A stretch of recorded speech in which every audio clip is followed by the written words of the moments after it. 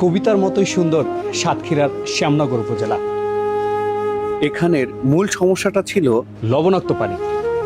কৈখালী ইউনিয়নের সাধারণ মানুষের সাথে কথা বলে যা জেনেছি আমি, যে আগে 4 থেকে 5 কিলোমিটার দূরে গিয়ে পানি আনা লাগতো।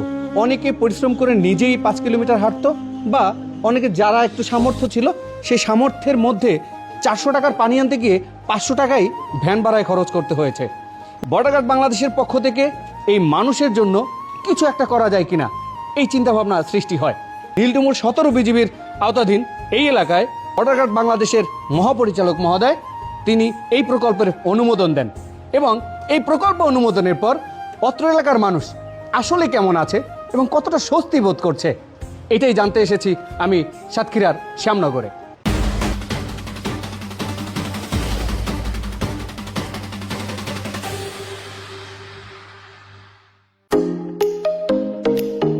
বিভিন্ন রোগে আক্রান্ত হলে সে পানিটা আমাদের বাইরে থেকে কিনে খাওয়ানো লাগতো। সেই সময়ের ক্ষেত্রে আমাদের 1 টাকার পানিও এই পর্যন্ত এই বিজিবি পানি দেওয়ার পরের থেকে আমরা 1 টাকার পানিও কিনিনি।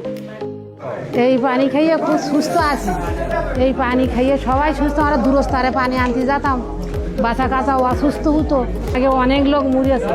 আসে আমাদের পানিটা প্রথমে আসার পরে এইখানে এই যে এই 3টা সেন্ট কোয়েল আর স্টোন থেকে এইটা হলো আমাদের রিজার্ভ ট্যাঙ্ক, হলো রো পাম্প।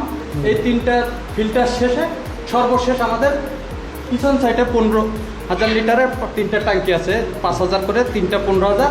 ওই ট্যাঙ্কে রিজার্ভ ট্যাঙ্কিতে ফিল্টারিং পানি হয়, ওই পানিটা আমরা জনগণকে সাপ্লাই দিই। এই ইউনিয়নটি ইতিপূর্বে লবণ পানি বেষ্টিত ইউনিয়ন। তো এইখানে সুপেয় পানির খুবই অভাব ছিল।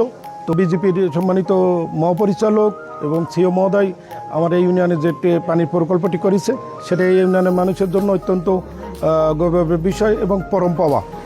5 কিলোমিটার দূরে আমরা পানি আনতে যেতাম, কিন্তু আমার মাজা কাঁকাল ব্যথা করতো, পা ব্যথা করতো। আর এখন নিকটে হয়ে আমাকে ভালো।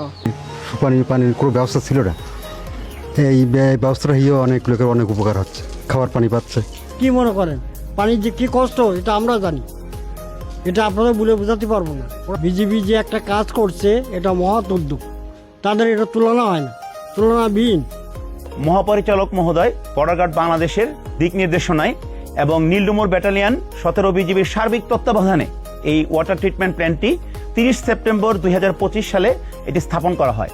বিজিবি আত্মমানবতার সেবায় নিয়োজিত ছিল, সবসময় সেটা নিয়োজিত থাকবে, এবং সীমান্তের অতন্দ্র প্রহরী হিসাবে সীমান্ত সুরক্ষার পাশাপাশি এই সীমান্ত জনপদের মানুষের জীবনযাত্রার মান উন্নয়ন এবং তাদের এই উন্নয়ন প্রকল্পের অংশীদার হতে পেরে আমরা নিজেরাও গর্বিত, এবং আমরা সেটাকে একটি পবিত্র দায়িত্ব হিসাবে মনে করি। ধন্যবাদ।